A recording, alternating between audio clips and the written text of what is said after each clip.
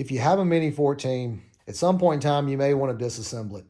So I'm going to do a fairly detailed video here showing how to disassemble it and reassemble it. And the most tedious part of reassembly is going to be getting the bolt back into the receiver, which you'll see me get into that here in a minute. This will be a clear indicator that the rifle is safe. Okay, safety's on, bolt was back. Bolt is now closed. Turn it upside down. Take something like a punch. In the back here, you'll see there's this hole. The back of the trigger guard indexes into a little notch area. When you insert this in there, you're going to simply push it towards the muzzle end of the gun.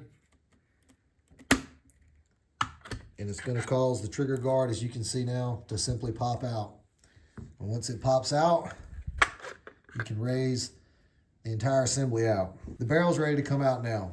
Grab this part of the rifle, pull the stock forward, slide it back.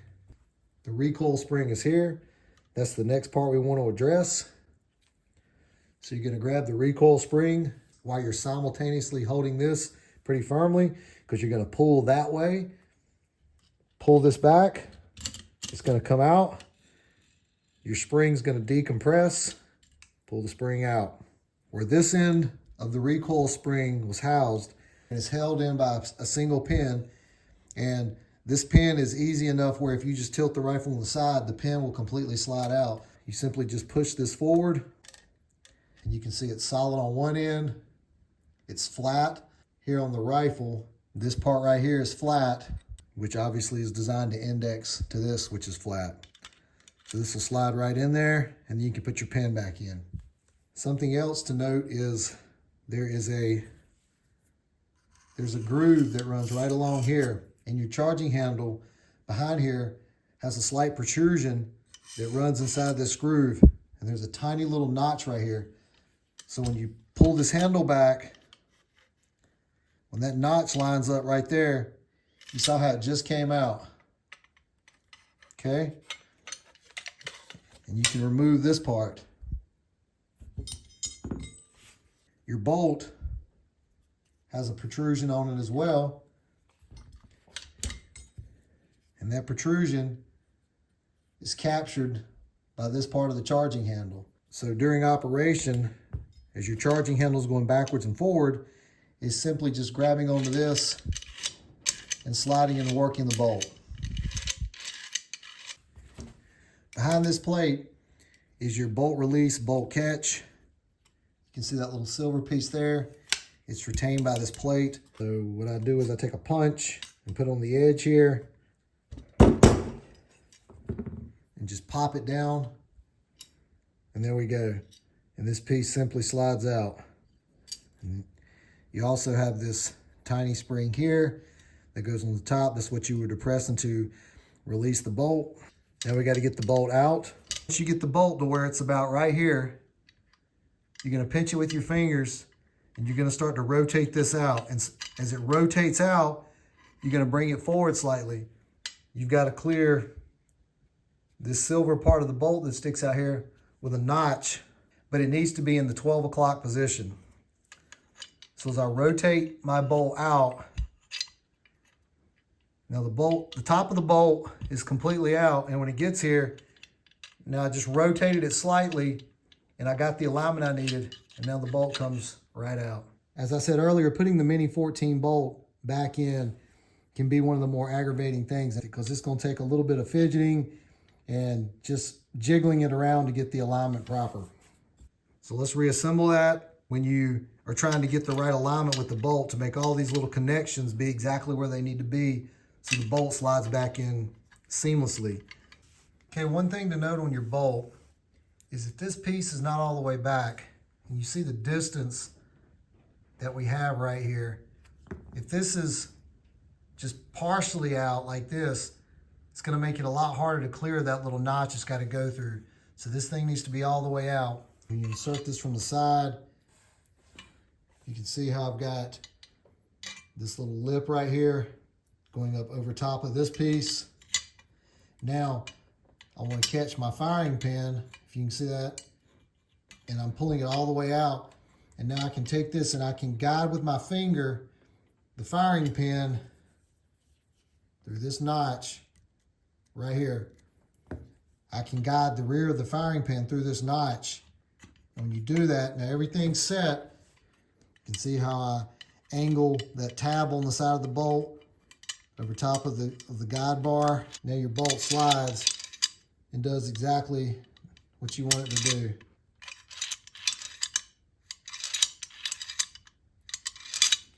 Let's get this out one more time.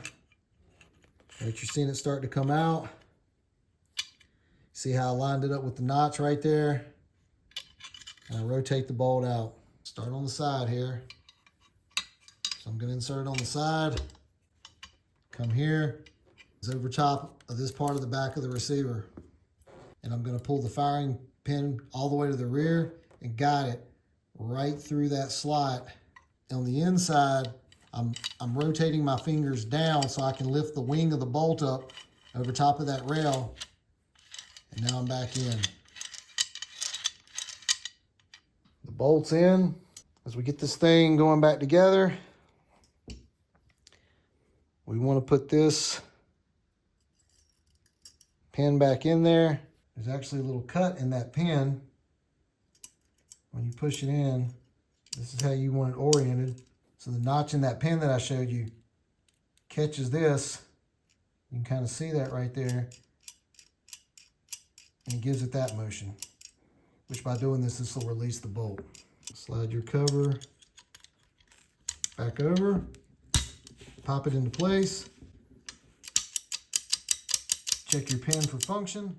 Okay, let's get the charging handle back into position.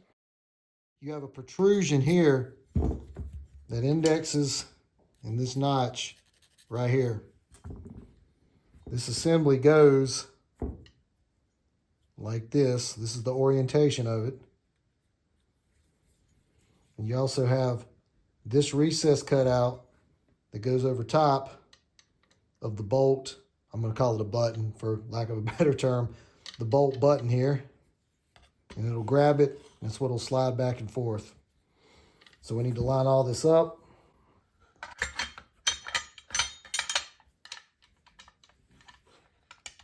We've captured it.